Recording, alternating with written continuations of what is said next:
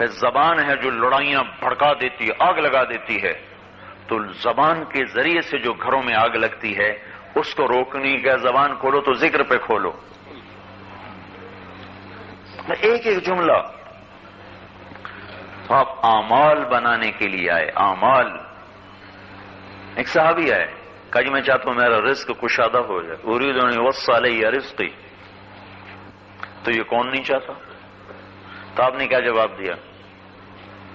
ادم علی الطہارہ یوسع علیک رزقک، کا باوضو رہا کر تیرا رزق بڑھ جائے گا.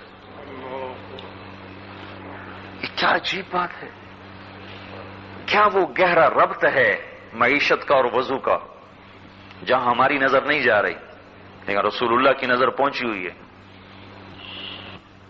نہ ہم تو دیکھ ہی نہیں سکتے.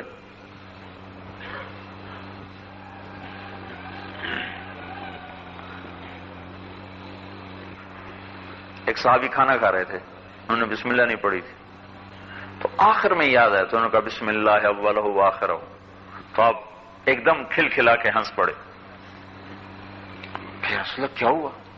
کہ شیطان اس کے ساتھ بیٹھا کھا رہا تھا، جب اس نے آخر میں پڑھا بسم اللہ اول آخر تو اس نے ساری الٹی کر دی. اس پہ مجھے ہنسی ہے. تو اب وہ دیکھ رہے ہیں جو ہم نہیں دیکھ رہے.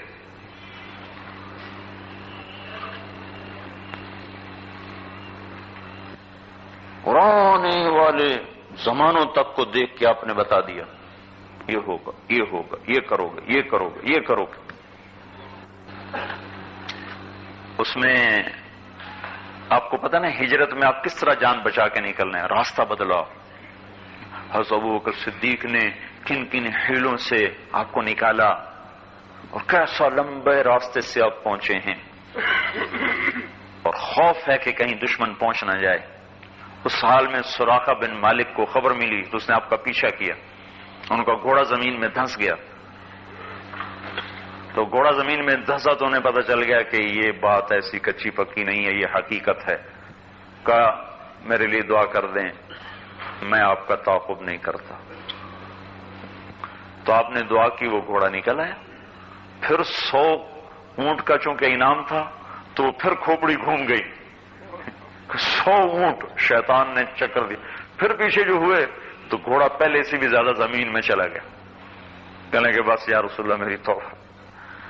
تو آپ نے کہا سراقہ آج تو مجھے پکڑنے کے پیچھے پھر رہا ہے، وہ کیا دن ہوگا جب ایران کے بادشاہ کے کنگن تیرے ہاتھوں میں پہنائے جائیں گے.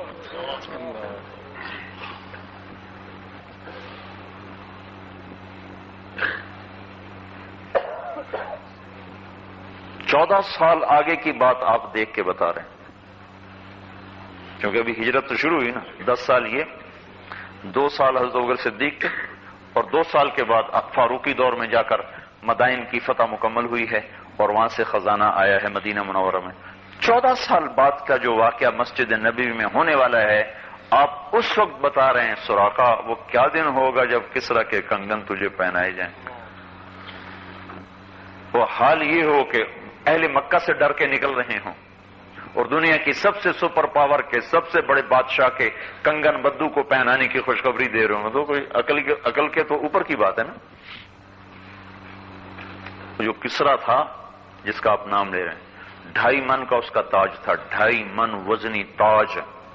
تو 2.5 من اٹھائے کیسے بدبخت؟ تو اس میں ایک زنجیر کے ساتھ لٹکایا ہوا تھا، اس میں سر دے کے بیٹھتا تھا ایسے کر کے.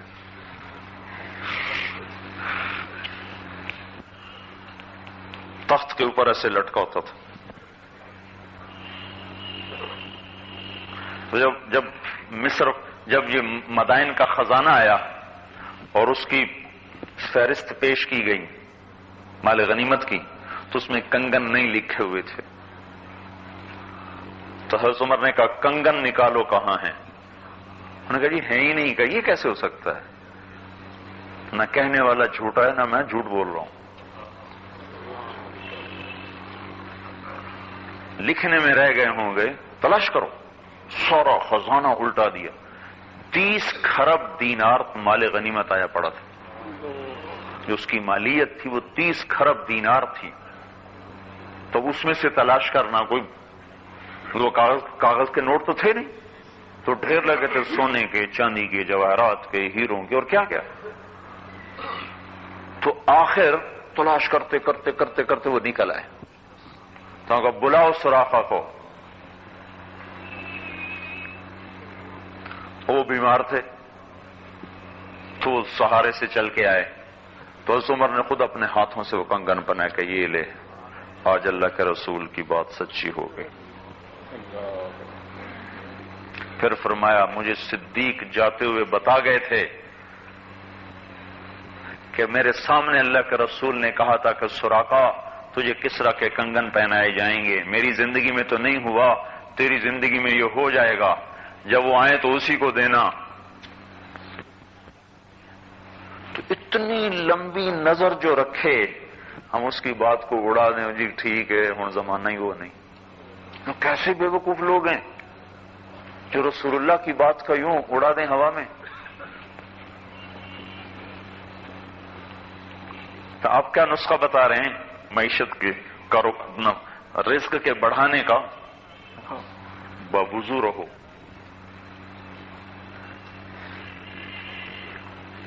تو انہوں نے کہا یا رسول اللہ اريد ان اكون اغنى الناس، میں چاہتا ہوں غنی بن جاؤں، غنی بن جاؤں، سب سے بڑا غنی بن جاؤں. یہ لفظ بڑا عجیب ہے.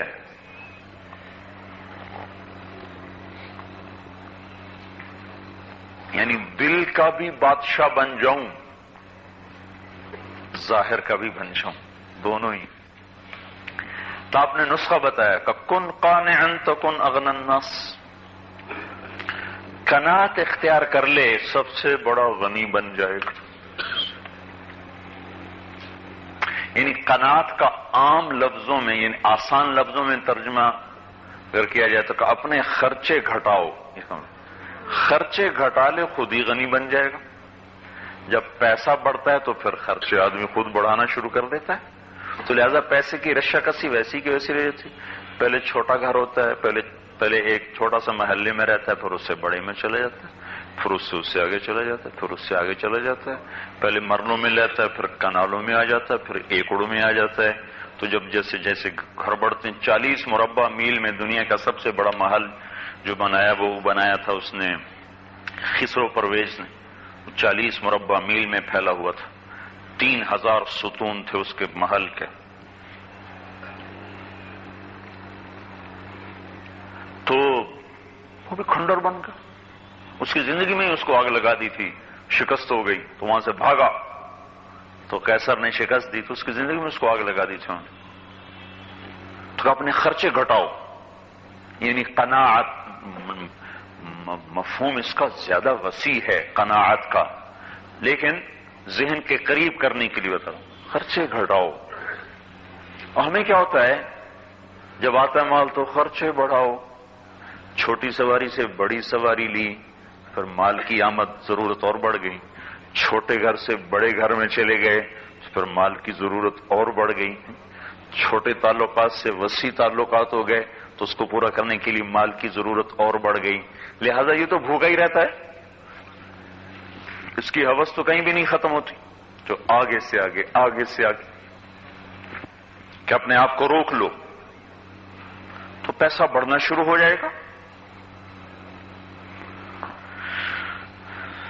خواہشات کی طرف، لذتوں کی طرف، نمائش نمود کی طرف چلنا، یہ انسان کو فقیر بنا ہے. قومیں فقیر ہو جاتی ہیں، گھر بھی فقیر ہو جاتے ہیں، افراد بھی فقیر ہو جاتے ہیں. حضرت عمر رضی اللہ تعالی عنہ نے اپنی زندگی تک کسی کو پکا مکان نہیں بنانے دیا.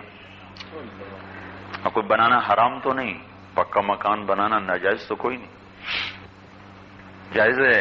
حضرت عمر نے نہیں بننے دیا. اور تجارت غیر ملکیوں کے ہاتھ میں نہیں دی. آپ کا 2/3 حصہ تو یہ باہر کی کمپنیاں لے کے چلی جاتی. یہ باہر نہیں دیکھا یہودی کی شکل بنی کھڑی، وہاں سے آ کر یہاں پیسے کما رہا ہے. اور یہ ایسی پاگلوں کی دنیا ہے، جا کے دیکھو وہاں کیا ہو رہا. یہ جو بیکری پہ بند ملتا ہے اسی کو یہودی کے نام سے وہ کھا رہے، ایک انڈا ڈال کے. یہ ساری نسل جو یہودی کے مال کھا کے پروان چڑھے گی، ان کے دلوں میں پتھر نہیں ہوں گے اور عقلوں میں روڑے نہیں ہوں گے تو اور کیا ہوگا؟ تجارت مسلمان کے ہاتھ میں رکھی، کسی کو تجارت پہ قابض نہیں ہونے دیا، اور خرچے کنٹرول رکھے، بازار میں خود کھڑے ہوتے تھے، روزانہ اگر کوئی تیسرے دن گوشت لینے مسلسل آ گیا تو پھر اس کی خیر نہیں ہوتی تھی، ٹھکائی ہوتی تھی، چاہے کوئی صحابی آگے کیوں نہ ہوتا تھا۔ اچھا سب کو یہیں پورا کرنا ہے؟ ایک دن حضرت جابر رضی اللہ عنہ پکڑے گئے، جابر چونکہ بڑے درجے کے صحابی تھے، دیکھا تو حضرت عمر کھڑے اور گوشت کو انہوں نے بتھیرا چھپانے کی کوشش کی پر چھپائی نہیں، اور آگے کوئی راستہ ہی نہیں بھائی کو چلو گلی سے نکل جائیں، ادھر سے نکل جائیں، سامنے کہنے لگا میں تو پسینے پسینے ہو گئے کہ اب کیا کروں۔ حضرت عمر نے کہا ہاں یہ کیا ہے؟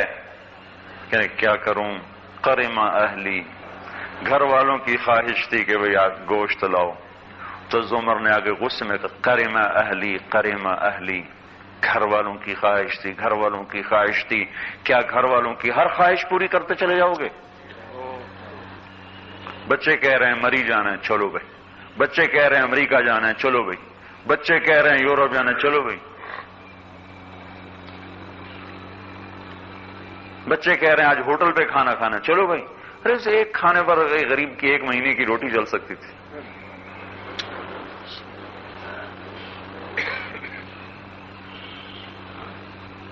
پکا مکان نہیں کسی کو بنانے دیا، اس لیے آپ نے کہا کلو بنا ان ابن آدم وبال الا مالا الا مالا، کہ آدمی کا پیسہ جو تعمیر پہ لگتا ہے وہ سارے کا سارا اس کے لیے مصیبت ہے، سوائے اس کے جو بہت ضروری ہے، جو بہت ضروری ہے۔ الا مالا الا مالا، یعنی مسلمان جو بھی کام شریعت کی حدود کے اندر کرتا ہے اس پر اسے اجر ملتا ہے، سوائے گھر بنانے کے، گھر بنانے پہ کوئی اجر نہیں، صرف وہ جو ضرورت کا ہے، ضرورت کا، کہ جو پیسہ لگایا اندھا بند ہو گیا، وبال بن گیا کہ نہیں بن گیا؟ اگر یہ پیسہ حرکت میں ہوتا تو کتنے غریبوں کی روزی اس کے ساتھ چل سکتی تھی۔ تو ایک وبال یہ بنا تو بند ہو گیا، 2 کروڑ لگ گیا تو یہ 2 کروڑ کے ساتھ کتنے غریبوں کا مسئلہ ہو سکتا تھا؟ 25 لاکھ میں ہی بنا سکتا تھا۔ تو 1.25 کروڑ روپے کو اگر حرکت میں دیتا تو خود بھی نفع اٹھا سکتا تھا اور کئی غریب اس کے ساتھ نفع اٹھا سکتے تھے، اس لحاظ سے وبال۔ دوسری بات تو بیٹیوں کو کوئی حصہ نہیں دیتا، وہ ہندوازم کی ایک رگ چلی آ رہی ہے، بیٹیوں کا بھی اس میں حصہ ہے، تو یہ اس ایک کو تو یہ گھر کافی تھا، اگلی نسل کو تو کافی نہیں، ایک بھائی کو اس میں سے نکلنا پڑے گا، ایک رہے گا، وہ اس کے پیسے دے گا، پیسے پہ جھگڑے ہوں گے، پیسہ کوئی نہیں تو پھر سب کو بیچنا پڑے گا، بک کے پیسے تقسیم ہوں گے، تو دوسرے سے تیسری نسل گھر چھوڑ چکی ہوتی ہے۔ اب ذرا آپ اسی اپنے کالونی کے دائیں بائیں غور فرمائیں تو آپ کو نظر آئے گا کہ کس طرح ایک وہ گھونسلے میں پیدا ہو کر یوں اڑتے جا رہے ہیں۔ باپ نے اس نے ارمانوں سے گھر بنایا، آگے اولاد کوئی کہیں گئی، کوئی کہیں گئی، کوئی کہیں گئی، گھر خالی۔ چکر تو لگائیں، کتنی کوٹھیاں بکی اسی پیپلز کالونی میں، مکین ہی نہ رہے، وارث ہی نہ رہے۔ ایک سے دوسری نسل پر تو گھر چھلک جاتا ہے، وہ کافی نہیں ہوتا، اور کافی ہو بھی تو بھی ساتھ رہنا مشکل ہے۔ عورت کا مزاج الگ، آگے بچوں کا الگ، اپنا الگ، اس کے اور سسرال، اس کے اور سسرال، اس کے بیٹوں کے اور تقاضے، اس کے بیٹوں کے اور تقاضے، اب بیویوں کی نوکیں آپس میں اور بچوں کی آپس میں، تو ایک ایسی نفرتیں کھڑی ہو جاتی ہیں کہ وہ آدمی خود ہی گھر چھوڑنے پہ مجبور ہو جاتا ہے۔ تو جس گھر کو ایک زیادہ سے زیادہ دوسری نسل بس انہوں نے چھوڑنا ہے، تو اس پہ تم ایک ایک اینٹ پہ تو یہ پتھر کیسا ہے، یہ ڈیزائن کیسا ہے، یہ ماڈل کیسا ہے، یہاں فوارہ لگاؤ، یہاں پانی گراؤ، یہ کیسے بے وقوف ہیں کہ اتنا پیسہ ایسا ضائع کر رہے ہیں، اور حالانکہ دوسری نسل چھوڑ کے چلی جائے گی، بک جائے گا، پورے نہیں آ سکتا۔ نسل تو بڑھتی ہے اور گھر کی ایک حد ہے۔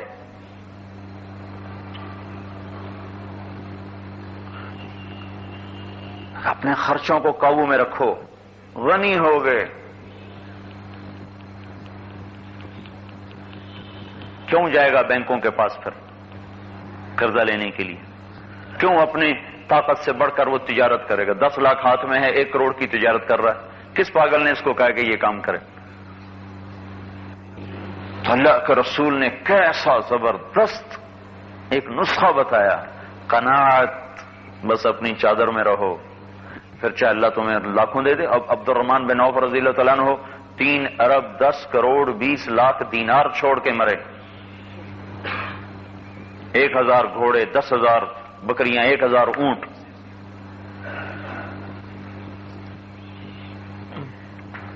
مقدر کا تو اللہ دے ہی دیتا ہے۔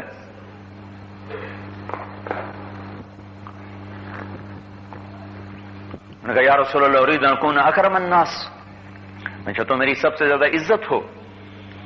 تو عزت نفس کا تقاضا تو ہر انسان کا ہے، ہر انسان چاہتا ہے میری عزت ہو۔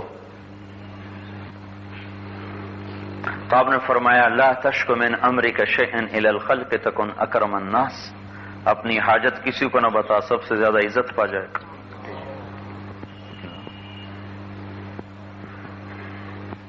سالم بن عبداللہ بیت اللہ کا طواف کر رہے تھے، ہشام ان کا دوست تھا، اموی بادشاہ، وہ بھی طواف کر رہا تھا۔ تو کہنے لگا سالم کوئی ضرورت تو بتاؤ۔ کہنے لگے اللہ کے گھر میں اللہ کو چھوڑ کے تم سے کہوں، بڑی بے غیرتی کی بات، گھر اللہ کا ہو مانگوں تم سے، واہ۔ وہ چپ ہو گیا۔ جب باہر نکلے تو کہنے لگا اچھا آپ تو بتاؤ۔ کہنے لگے کیا بتاؤں، دنیا کی کہ آخرت کی؟ تو کہنے لگا دنیا کی بتاؤ، آخرت کی میں کیا پوری کروں؟ تو کہنے لگے دنیا تو کبھی دنیا کے بنانے والے سے نہیں مانگی، تم سے کیا مانگوں گا؟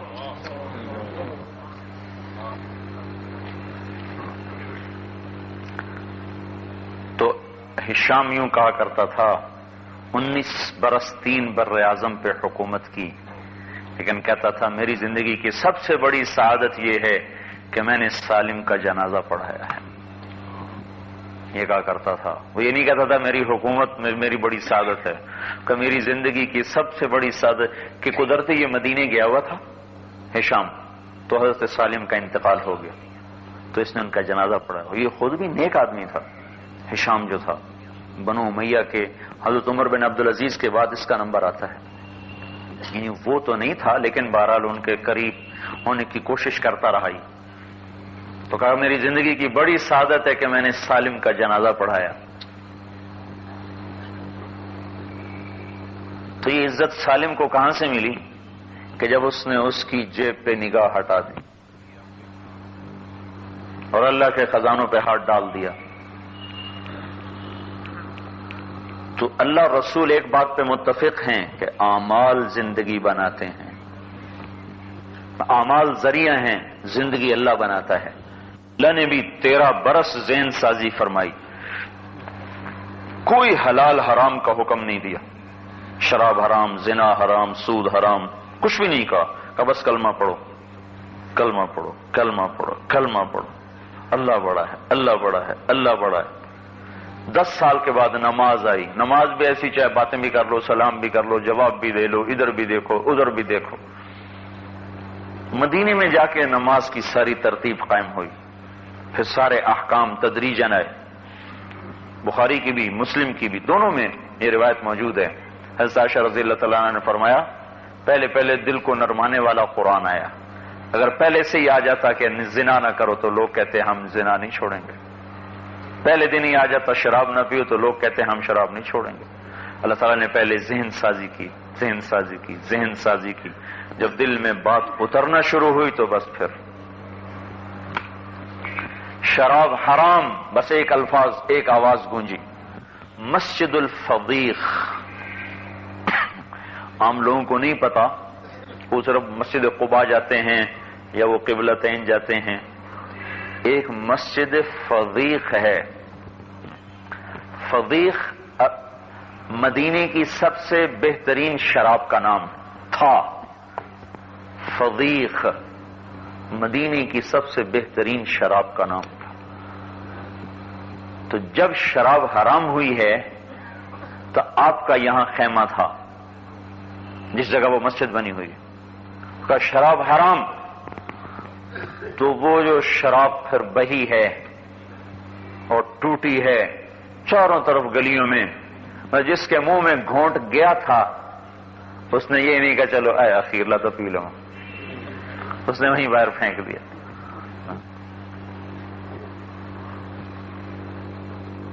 جام ہاتھ سے چھوٹ گئے، سراہیاں ٹوٹ گئیں اور وہ شراب چاروں طرف بہنے لگی. تو وہاں ایک مسجد بنائی گئی بعد میں جس کا نام ہی مسجد فضیخ رکھا گیا.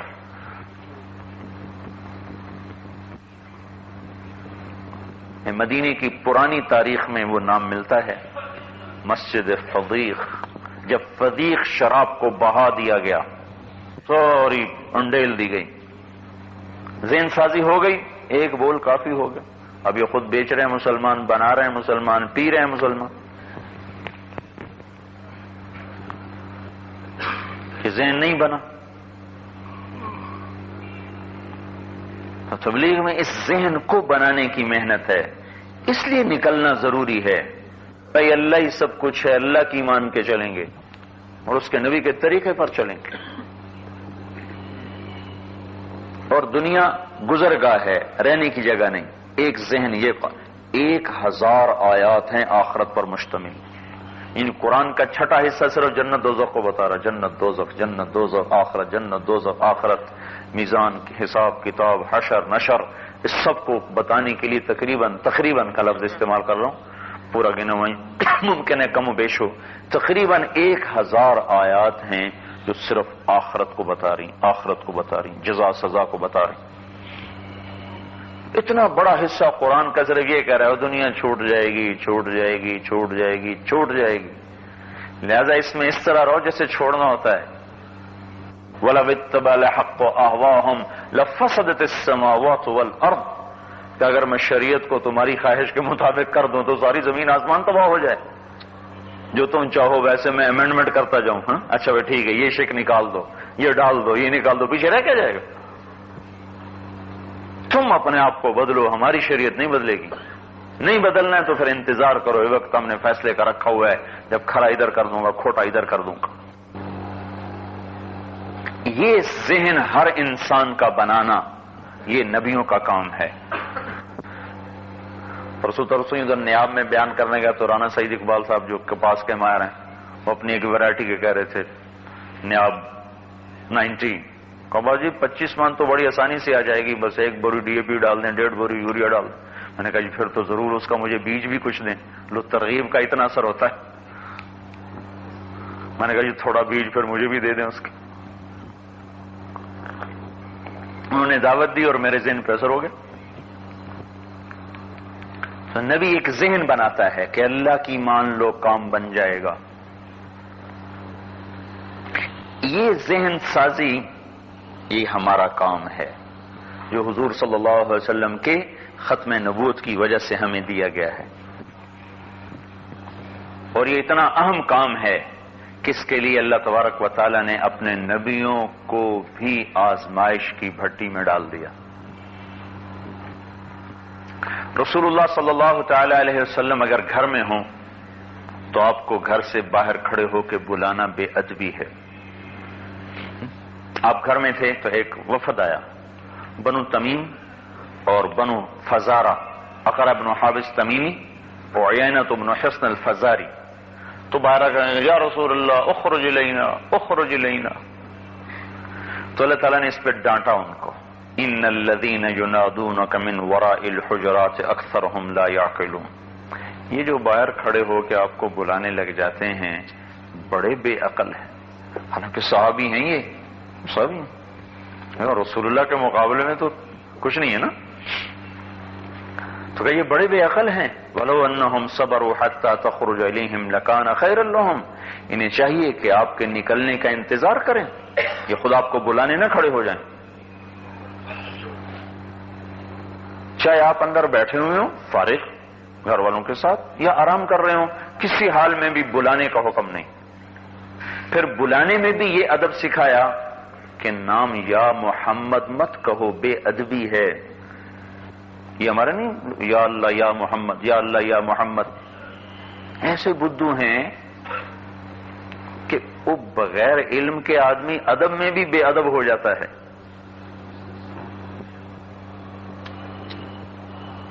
اللہ نے قرآن میں روکا لا تجعلوا دعاء الرسول بینکم کدعاء بعضکم بعضا. جیسے تم ایک دوسرے کے نام پکارتے ہو ایسے میرے نبی کو یا محمد کہہ کے مت پکارو. اس کو بے ادبی قرار دیا.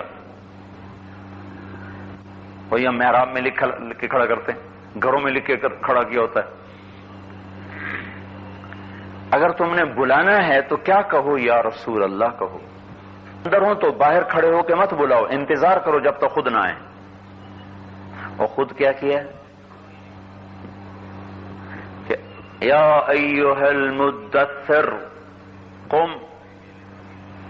اللہ نے کہا کیا کرو. یہ جو میں نے 1 گھنٹہ بات کی ہے نا، 1 گھنٹہ جو بات کی ہے وہ ساری بات ان 2 لفظوں میں چھپی پڑی ہے. فانذر وربک فکبر. جاؤ جا کے لوگوں کا ذہن تیار کرو کہ وہ اللہ سے ڈر جائیں، ان کو اللہ سے ڈراؤ. کوئی اللہ سے ڈرتا ہے تو اتنی دفعہ کہو کہ ان کا دل واقعی ڈر جائے. وَرَبَّكَ فَكَبِّرْ.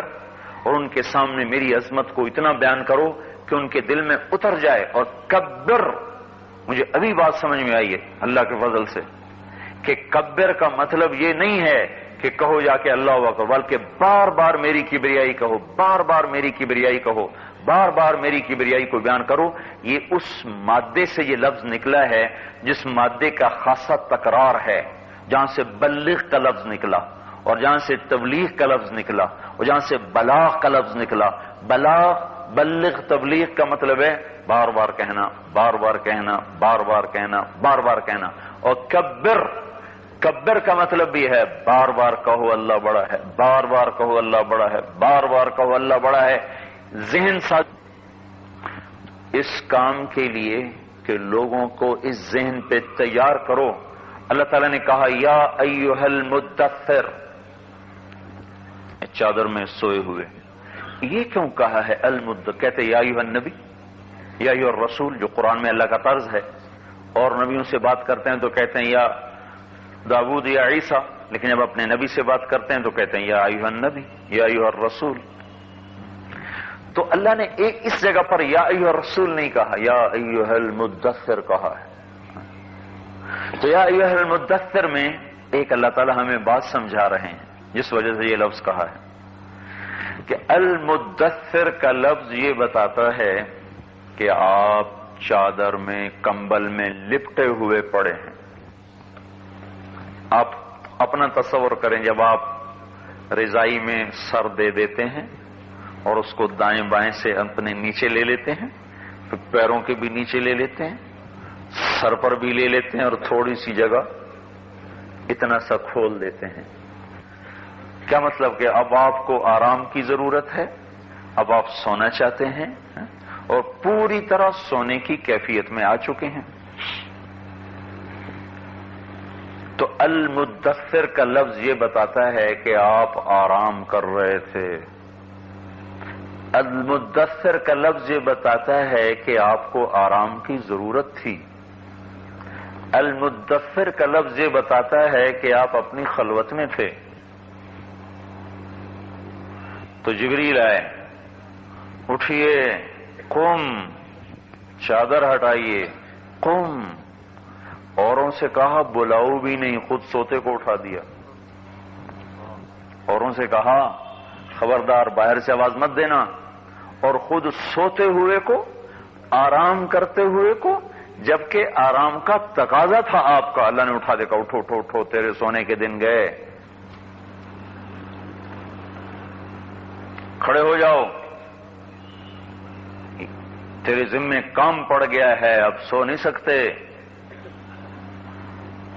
مطلب یہ کام اتنا اہم ہے کہ اس کے لیے اللہ نے اپنے محبوب کو بھی تکلیف میں ڈال دیا۔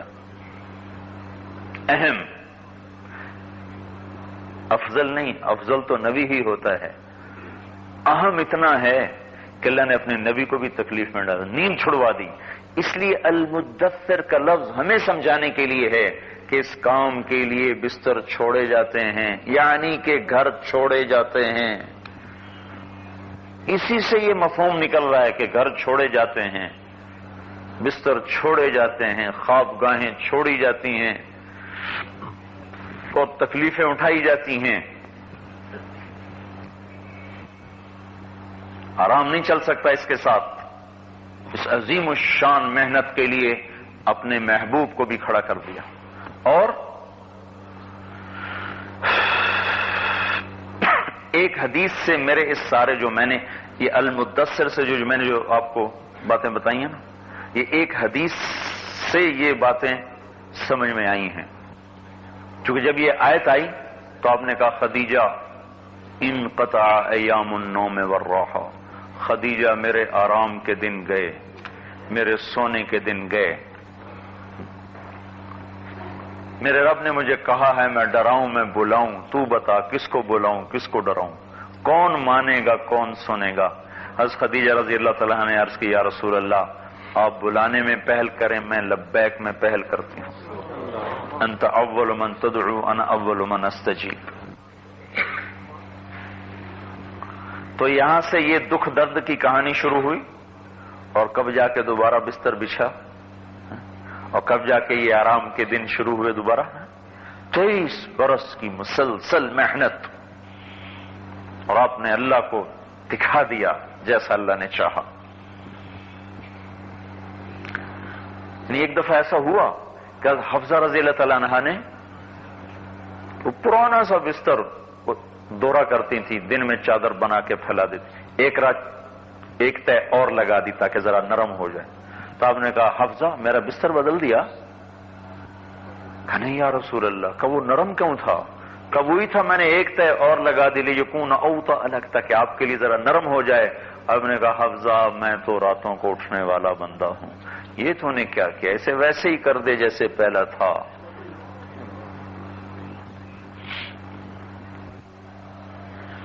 اور حضرت عائشہ رضی اللہ تعالیٰ عنہا کے گھر میں ایک انصاری عورت آئی، دیکھا تو آپ کی رضائی پھٹی ہوئی تھی، تو گھر کی اس نے پھولدار رضائی آپ کو بھیج دی۔ تو حضرت عائشہ بڑی خوش، بڑی خوش، عورت کو گھر کا سامان ملے تو خوشی ہوتی، تو آپ آئے تو دیکھا بڑی خوش۔ کیا ہوا؟ کہ یہ رضائی آئی۔ کہاں سے آئی؟ انصاری عورت نے۔ آپ نے کہا واپس کر دو۔ کہا نہیں یا رسول اللہ مجھے بڑی اچھی لگ رہی، تو لاڈلی بیگم تھی۔ ہم نے کہا عائشہ اگر میں چاہتا تو یہ احد کا پہاڑ سونا بن کے میرے سامنے ڈھیر ہو جاتا، یہ تو کیا کر رہی؟ کہا نہیں یا رسول اللہ، پھر بھی اصرار کہ نہیں یا رسول اللہ۔ کہا عائشہ رسول اللہ اور یہ رضائی ایک گھر میں جمع نہیں ہوں گے، نکالو اسے میرے گھر سے، میرا بستر لپٹا ہوا ہے۔ یہ میں اپنی طرف سے بڑھا رہا ہوں، وہ بستر میرا لپٹ چکا ہے، خدیجہ سے ہی کہہ دیا تھا بستر لپیٹ دے، ابھی کھولنے کا وقت نہیں آیا۔ کبھی عرش پر کبھی فرش پر، کبھی در بدر کبھی ان کے گھر۔ یہاں تو دھکے ہی دھکے ہیں۔ دنیا میں اگر دین کو زندہ کرنا ہے تو یہ مشقتوں کا راستہ ہے، لیکن اس کی ہر مشقت کے اندر جنت کی لذت کا سامان چھپا ہوا ہے۔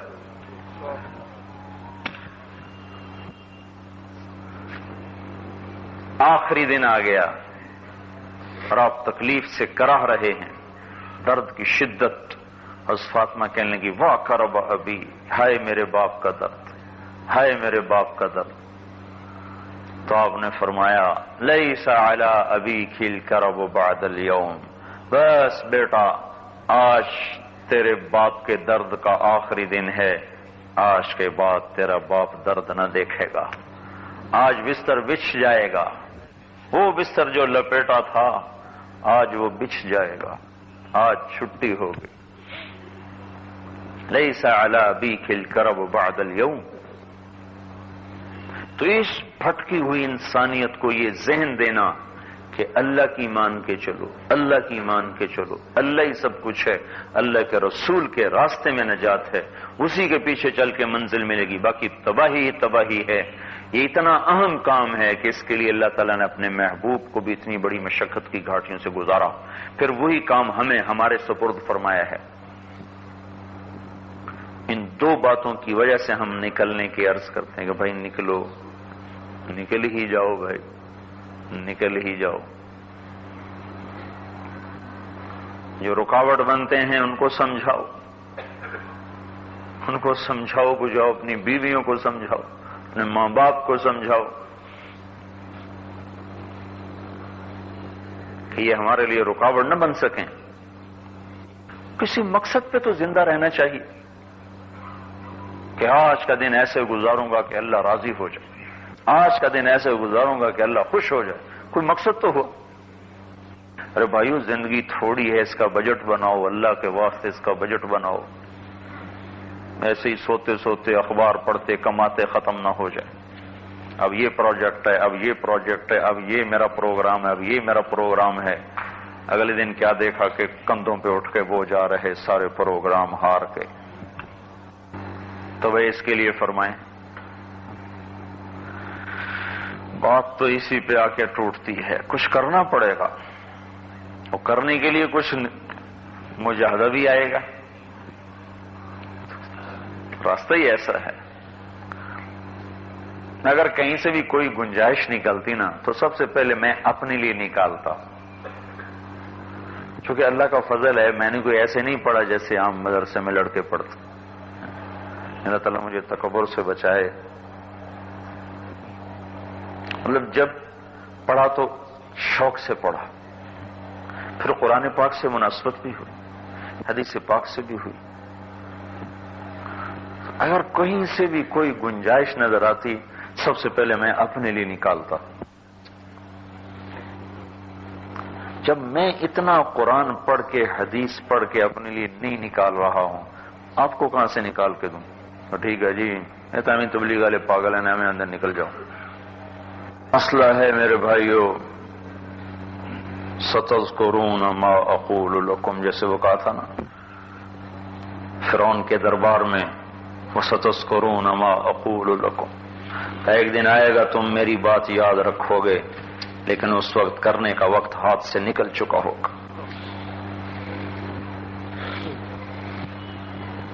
آپ کو گھر سے نکال کے مجھے کیا، یہ تو میں نے کوئی آپ کو اپنا مرید بنانا ہو، میں چلو کل کو مٹھی گرم کریں گے، یا کوئی مطلب آپ سے کوئی اور مفاد اٹھانا ہو۔ آپ میرے چہرے کو دیکھ رہے ہیں، میں آپ کے چہروں کو دیکھ رہا ہوں، اس سے زیادہ ہماری کوئی شناسائی کوئی نہیں۔ اس کے باوجود میں آپ کی منت کروں بھائی اللہ کے واسطے نکلو نکلو نکلو، یہ آپ کی ضرورت ہے، اور دیانت سے کہہ رہا ہوں۔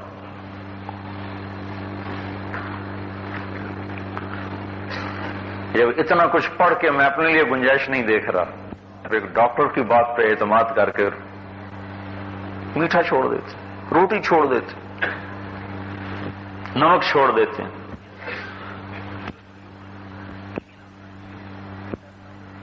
تو بھائی میری بات پہ اعتماد کر لیں، ڈاکٹر سے زیادہ تو میں نے پڑھا ہوا ہے،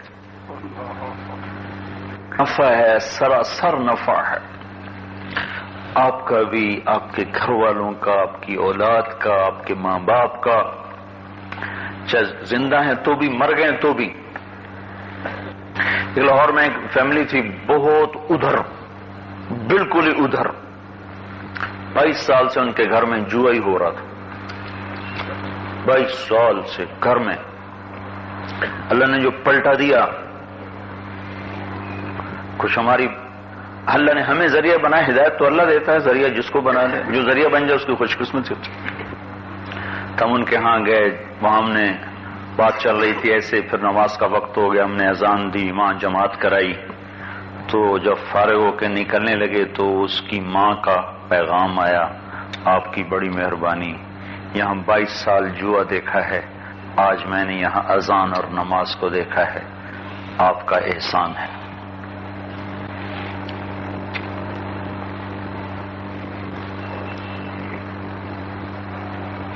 تو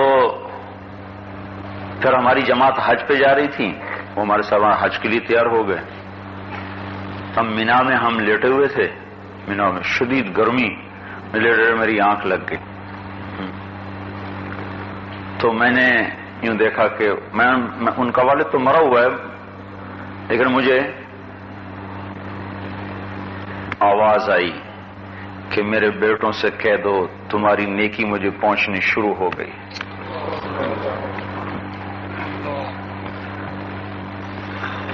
ابھی میری آنکھ کھل گئی۔ میں نے ان کو بتایا، میں نے کہا بھائی تمہیں مبارک ہو، تمہارا نیکی کی طرف بڑھنا آگے بھی پہنچ گیا۔ تو یہ ایسا نفع کا سودا میں آپ کو بتا رہا ہوں جو آپ کی نسلوں کے لیے، اب صرف آپ کے لیے نہیں، جو چلے گئے ہیں ان کے لیے بھی، جو موجود ہیں ان کے لیے، جو آئندہ آئیں گے ان کے لیے بھی سراسر بھلائی کا ہے۔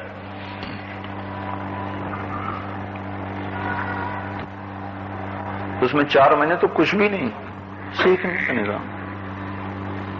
ایک دفعہ تو آنکھیں بند کر کے نکل جائیں، ایک دن تو آنکھیں بند ہونی ہے نا، ہم کھولنا چاہیں گے پھر بھی کوئی بند کر دے گا، ہائے مجھے بچاؤ، اور کوئی بچانے والا اس دن نہیں بچا سکے گا۔ فَإِذَا الْمَنِيَّةُ أَنْشَبَتْ أَظْفَارَهَا أَلْفَيْتَ كُلَّ تَمِيمَةٍ لَا تَنْفَعُ۔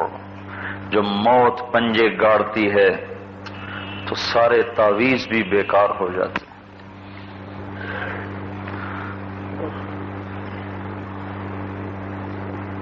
تو قبل اس کے کہ ہماری آنکھیں بند ہی ہو جائیں، ہم خود بند کر کے نکل جائیں۔ اس کے لیے بتاؤ بھائی، 300 کے قریب بیٹھے ہیں۔ كما أنت أهله فصل على محمد كما أنت أهله وافعل بنا ما أنت أهله إنك أهل التقوى وأهل المغفرة ربنا آتنا في الدنيا حسنة وفي الآخرة حسنة وقنا عذاب النار يا مقلب القلوب ثبت قلوبنا على دينك يا مصرف القلوب صرف قلوبنا على طاعتك ربنا اصرف عنا عذاب جهنم إن عذابها كان غراما إنها ساءت مستقرا ومقاما اللهم اجعلنا من الذين يجاهدون في سبيلك حقا يأمرون بالمعروف وينهون عن المنكر ولا يخافون في الله لومة لائم۔ یا اللہ ہمارے دلوں کو زندہ فرما دے اپنی یاد سے، اپنی محبت سے، اپنے دین کی محبت سے، اپنے محبوب کی محبت سے۔ یا اللہ ہمارے دلوں کو آباد فرما دے، ہمارے دلوں کو زندہ فرما دے۔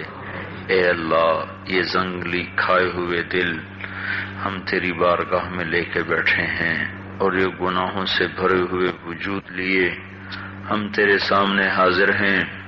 یا اللہ تجھے منانے آئے ہیں تو اپنا فضل فرما دے اور ہم پہ راضی ہو جا۔ یا اللہ تیرا نام رحمان و رحیم ہے، تیری صفت اعلیٰ ہے معاف کرنا، درگزر کرنا۔ یا اللہ ہم نے آج تک جس نے بھی قصور کیے اپنے فضل سے معاف کر دے، جس نے گناہ ہوئے معاف کر دے، ہم سے، ہمارے اہل و عیال سے، ہمارے بڑوں کے چھوٹوں کے، سب کے صغیرہ کبیرہ گناہ معاف کر دے۔ اے اللہ وہ گناہ جس کی وجہ سے اس امت کا نصیب پھوٹا اور یہ تیری نظروں سے گر گئی، اے اللہ وہ گناہ جس سے ہوا جہاں ہوا وہ خاص طور پہ معاف کر دے۔ ہمیں دنیا کی بھی عزتیں نصیب فرما، ہمیں آخرت کی عزتیں بھی نصیب فرما۔ یا اللہ قدم قدم پر ہماری حفاظت فرما، ہماری حفاظت فرما۔ نافرمانی کے اسباب بکھرے ہوئے ہیں، اے اللہ ہمارے ایمان کی حفاظت فرما۔ یہ دولت تو نے ہمیں اپنے فضل سے عطا فرمائی، اپنے فضل سے ہی اس کی حفاظت فرما۔ قیامت کے میدان میں ایمان والوں کے ساتھ کھڑا فرما، مومنین مخلصین کے ساتھ ہمارا حشر فرما۔ یا اللہ، جب امتاز الیوم ایھا المجرمون کی پکار پڑے تو میرے مولا ہمیں مجرمین کی صف میں کھڑا ہونے سے بچا۔ یا اللہ، جیسے تو نے یہاں پردہ پوشی فرمائی، موت کے بعد بھی پردہ پوشی فرما۔ اے اللہ، اس پکار پر بڑے بڑے منہ کے بل جا گریں گے۔ اے اللہ، تیرے ہی رحم و کرم پر ہیں، وہاں بھی تیرا ہی فضل ہوگا۔ یا اللہ، ہمیں مجرمین کی صف میں کھڑا ہونے سے بچا لے۔ بے شک ہم یقیناً مجرم ہیں، تو یا اللہ تجھ سے معافی کے طلبگار ہیں، تجھ سے رحم و کرم کے طلبگار ہیں۔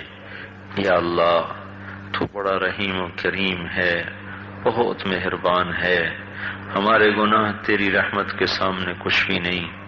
یا اللہ، پچھلے معاف کر دے، آئندہ پہ استقامت دے دے، توبہ پکی کر دے، توبہ پختہ کر دے، ہمیں اپنی توبہ پہ پختگی عطا فرما، اور ساری مشکلات سے ان کو نکال دے۔ جہاں مسلمان پریشان ہیں، تکلیف میں ہیں، ان کی پریشانیوں کو ختم فرما دے۔